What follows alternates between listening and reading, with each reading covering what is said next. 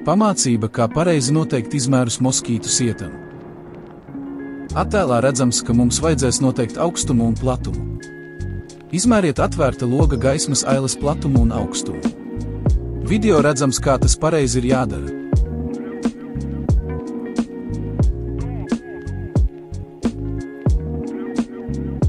Mērījumu atzīmes ņemam no iekšējās malas sākuma, tieši tāpat kā to darījām sākumā. Iesakām veikt 2 mērījumus vertikāli, pa vienam mērījumam kreisajā un labajā pusē. Ja nepieciešams, veicam vairākus mērījumus, pierakstam tos un salīdzinām.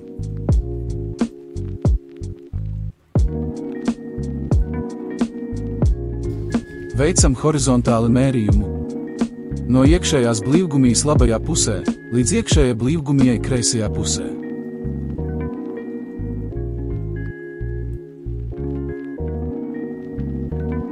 Tagad tu zini, kā pasūtīt moskītu sietus savam mājoklim mūsu mājaslapā. Moskītiem LV